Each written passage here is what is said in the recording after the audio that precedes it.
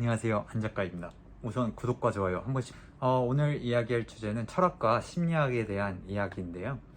철학과 심리학의 공통점이 뭐라고 생각하시나요? 철학과 심리학은 사람과 사람이 살아가는 세계에서 필수적으로 필요한 소양이라고 저는 생각을 합니다. 타인의 마음을 알거나 얻기 위해선 가장 먼저 무엇을 해야 할까요? 우선 타인을 알려고 노력하기 전에요, 가장 먼저 해야 되는 건요, 나 자신, 너 자신을 알라라고 말한 소크라테스의 말처럼 나 자신을 아는 것이, 이게 왜 중요할까요?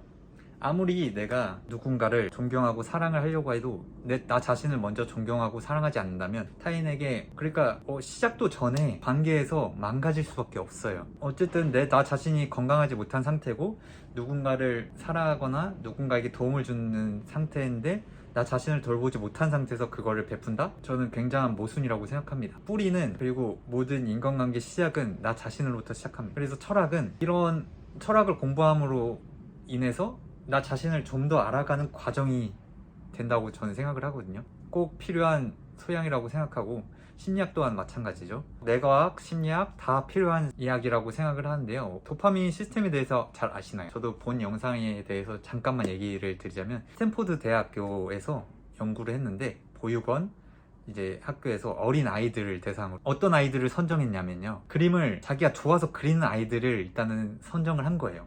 그 아이들을 대상으로 실험을 한 건데 어떤 시스템을 도입했느냐, 원래 잘 그리던 아이들이잖아요. 스스로 그러던 아이들에게 보상을 주기 시작합니다. 예를 들자면 큰 별이라는 이제 스티커 그런 보상 체계를 도입하면서 그림을 그릴 때마다 그렇게 보상을 하나씩 줘요. 이게 처음에는 아이들이 그림을 그리니까 보상을 주네? 너무 좋아, 이러면서 막 그리기 시작하면 몰입을 해요.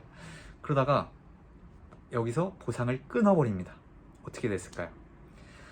원래 자기가 좋아서 자신이 시간을 내서 그리던 그림이 어느 순간 보상을 주어지지 않으면 그 시간을 할애하지 않는 게 된 거예요. 전부 다는 아니어도 많은 확률로 아이들 그림을 멈추게 됩니다. 이게 왜 중요한 실험이냐면요, 우리한테도 지금 당장 우리가 하고 있는 일이 우리가 좋아서 한 일이면 얼마나 좋아요, 그쵸? 하지만 대부분 그렇지 않다는 거예요. 저도 그렇고 아직까진. 저는 유튜브는 제가 좋아서 하는 일이고 책 읽는 거나 글 쓰는 건 제가 너무 좋아하는 일이라서 제가 하는 건데, 본업의 얘기를 저도 하자면 솔직한 말로 한 60%는 좋아서 하는 건 맞는데 40%는 진짜 하기 싫어요. 하지만 먹고 살기 위해서는 해야 되죠. 아무튼 제가 이 정리를 하자면 이 연구를 통해서 우리가 알아야 될 점은, 그리고 어떻게 적용을 하면 되냐면, 선의의 거짓말을 하는 거예요. 자기 자신한테, 이 일을 하고 있는 나 자신한테. 내가 선택했잖아요. 내가 선택한 일이기 때문에 책임감을 가지고 어느 정도 긍정적으로 긍정적인 도파민을 분출하면서 그 일을 한다면, 그런 자세로 한다면 결과가 다르거든요. 그러니까 보상을, 우리가 일을 시작하는 게 그러니까 돈을 바라면서 일을 시작하는 게 아니라요, 중간 노력, 그 단계들 있잖아요. 그 단계들을 통해서 도파민이 분출하는 법을 배우시는 게 굉장히 유용하다고 저는 생각합니다. 보상에 대해서 우리는 신경을 안 쓸 수는 없는 거지만, 생각을 해보세요. 어렸을 때나 정말 시간 가는 줄 모르고 했던 일들 있죠. 너무 열정적으로 했던 일들.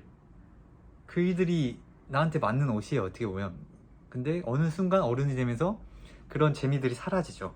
왜냐? 일을 하는 시간이 많은데 우리는 그 일이 행복하지 않은 일, 어쩌면 당연한 거예요. 그 행복하지 않은 일을 긴 시간에 걸쳐서 하다 보니까 지치는 거죠, 나 자신이. 그래서 선의의 거짓말을 통해서 조금은 이제 그 과정에 의미를 부여하는 거죠. 나는 지금 성장하는 단계고 내가 하고 싶은 일을 하기 위한 발판이다. 그리고 이것 또한 나한테 엄청난 큰 도움을 줄 거다라는 걸 중간중간 인식을 해 나가면서 하다 보면은 어느 순간 그 자리에서 좋은 큰 위치에 올라가고 좋은 보상도 따라온다고 저는 생각을 합니다. 추천드리고 싶은 책이 2권이 있는데, 철학에 관련해서는 플라톤의 국가라는 책이에요.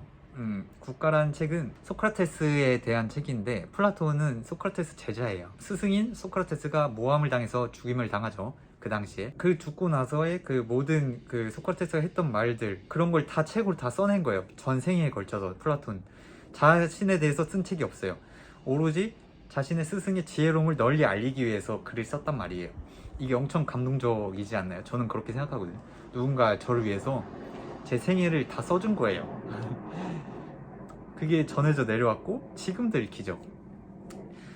아무튼 그 국가를 읽어보면요, 다른 게 아니고 소크라테스의 지혜로움이 엿보이는 장면들이 많아요. 그건 지금도 어느 정도는 유용하게 사용돼요. 소크라테스의 지혜뿐만 아니라 소크라테스의 철학을 배우면서 우리는 우리 자신한테 적용시킬 부분에 대해서도 고민을 하죠. 사색을 하죠. 그러면서 성장을 해요. 그런 식으로 철학은 어렵게만 생각하지 마시고 처음에는 유튜브에 잘 정리되어 있는 것들이 있어요. 그걸 먼저 보고 구조적으로 어떤지 그 책을 파악한 후에 읽으시는 걸 추천드리고요. 왜냐면 굉장히 문체가 투박하고요. 어려워요. 처음엔 고등학생 전용으로 나온 철학책들이 많아요. 생각보다. 거기서 찾아보시는 걸 추천드리고요.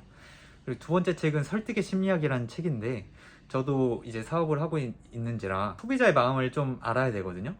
그러니까 첫 번째 사업도 그렇고 두 번째 사업도 그렇고 결국은 누군가에게 서비스를 제공하면서 제가 수익을 얻는 건데, 그러면서 제가 느낀 게 이런 식으로 사업을 하면서 느낀 게, 사업은 사람을 공부를 끊임없이 해야 되는 거더라고요. 그래야 유지가 돼요. 쉽지가 않아요. 그래서 사람 마음이 진짜 어렵잖아요. 아무튼 설득의 심리학은 이러한 이제 우리가 어느 순간 지갑을 열게 하는 기업들이 있어요. 그런 기업들에 어떤 식으로 설득을 하는지 소비자를, 그런 심리가 들어있고요. 그것뿐만 아니라 나 자신을 알아가는데도 도움이 크게 될 책이에요. 좀 두껍긴 한데 안에 엄청난 게 들어있어요. 정말 커다란 가치가 있어요.